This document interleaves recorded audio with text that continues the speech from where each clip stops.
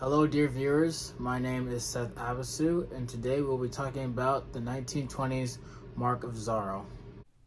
The 1920s The Mark of Zorro was the first movie version of the novel of the same name, based on the 1919 story The Curse of Capistrano by Johnston Macaulay, which introduced the masked hero Zorro. The cast consisted of Margarete de la Motte as Lolita Polito, Noah Barry Sr. as Sergeant Pedro Gonzalez, Charles Hale Maliz as Don Carlos Polito, Robert McKim as Captain Juan Ramon, George Perlat as Governor Alvarado, and last but not least, Douglas Fairbanks as Don Diego Vega, Senor Zorro. An obvious standout being Douglas Fairbanks as Zorro, who brings fun and a great sense of levity to the film. This movie is an absolute gem and an all-time classic. It helped lay the foundation for comic book heroes for the future. This movie helped bring action adventure to the big screen. This film also established Zorro's iconic look, the black costume, cape, hat, and the mask that covered the top half of his face. The fencing is also very fun and amazing to look at, just the back and forth between the characters, which, turning my attention to the characters, the cast does an excellent job of making them come to life straight out of The Curse of Capistrano. But before we get to all of that, let me tell you about the plot of this film before I get into the nitty gritty details of what makes this a truly great and classic film. The Mark of Zorro tells the story of Don Diego Vega, a lazy son of a wealthy rancher in the old Spanish California of the early 19th century. Don sees the mistreatment of the people by rich landowners and the oppressive colonial government. He is not as dumb as he pretends to be and decides to take on the identity of Zorro. He comes out of nowhere and starts helping defend the people against the governor, Alvarado, and his henchmen, Captain Juan Ramon and Sergeant Pedro Gonzalez. With his flashiness and wicked sense of humor, Zorro scars the faces of evildoers with his mark Z. When not in disguise of Zorro, Don Diego attempts to date Lolita, with bad jokes and no social awareness. She finds him rather unpleasant. Lolita is also courted by Captain Ramon and Zorro, whom she likes. The government doesn't take too kindly with Zorro protecting the oppressed and punishing the wicked, mainly the government. A bounty is put on Zorro's head to be captured dead or alive for 10,000 pesos, which translates to about $552 in US currency. The rest of the movie plays as a cat and mouse game between Zorro and the government. So sword fighting and horseback riding ensues to be able to capture Zorro at any cost necessary. Governor Alvarado arrives in the village to personally pursue Zorro. After Lolita's father, Don, stops the lashing of an elderly friar who spoke against the oppressive government, he and his family are accused of treason and jailed. When Zorro has the magistrate lashed in retaliation, Captain Ramon and the governor turn out the troopers to hunt him. Others join as well, not for the money though, but to hunt Zorro for sport. In the end, Don Diego throws out the mask, whips out his sword, and wins over the soldiers to his side, and forces Governor Alvarado to abdicate and leave California, taking Captain Ramon with him. He wins the hand of Lolita, who is delighted to discover that her suitor Diego is actually the dashing hero, Zorro. The three parts of this film I will be focusing on is 1. The fencing, 2. The humor, and 3.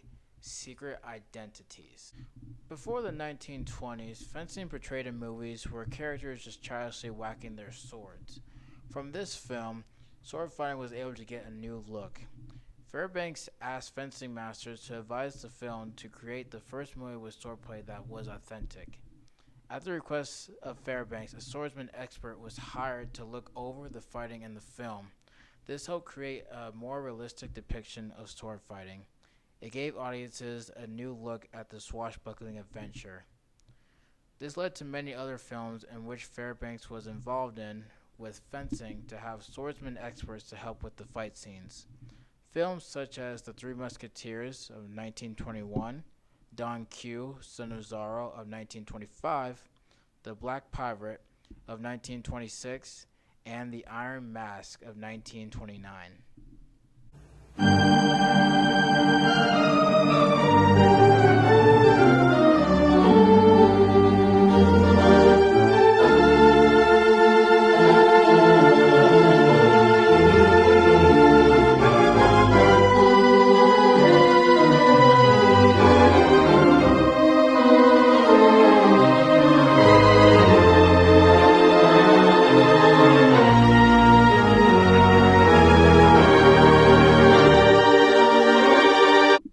A couple times during the film, Don Diego tries to court Lolita, but to no avail. Using a slick sense of humor and also a cloth to make puppets and to try to do magic tricks for her. And even convincing her at one point that he's gonna end up playing his guitar through her window. Lolita takes no bite to this.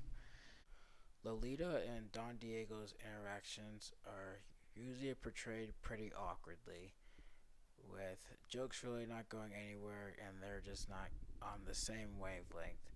And it really also goes to show too how Don Diego really plays up the bit of how no one would expect that this man is Zorro. There's absolutely no way. There's no correlation between this man and the dashing, very charismatic Zorro that is helping the people. Throughout the film as well, Zorro constantly makes fools of the government, constantly outsmarting them, outwitting them, and basically getting the upper hand on them every time throughout. The sword fighting in this movie also plays that up, making a lot of the fight scenes comedic but also very dashing and fun to look at. And three, the last point I want to talk about is secret identities. Zorro is often described as a Robin Hood like hero. He fights for people that are oppressed by the corrupt government.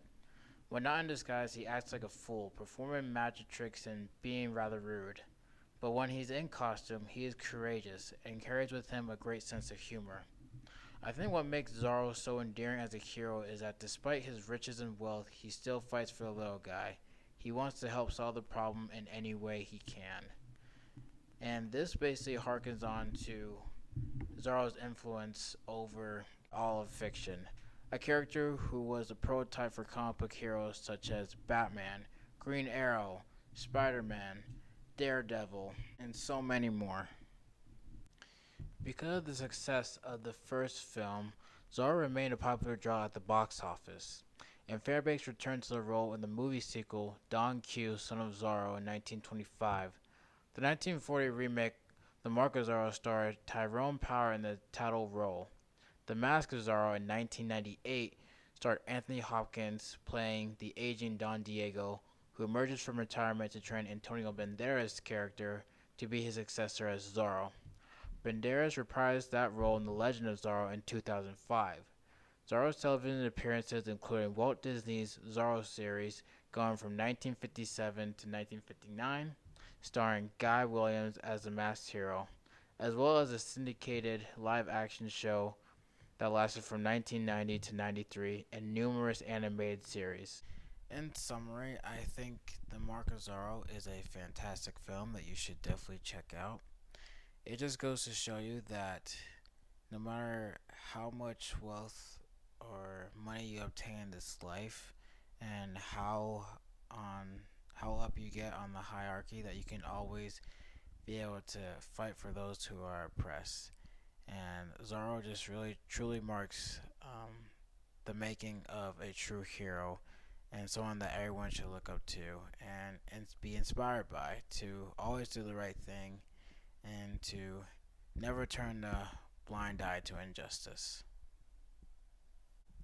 And to quote the movie here, oppression by its very nature creates the power that crushes it. A champion arises, a champion of the oppressed. Whether it be a Cromwell or someone unrecorded, he will be there. He is born.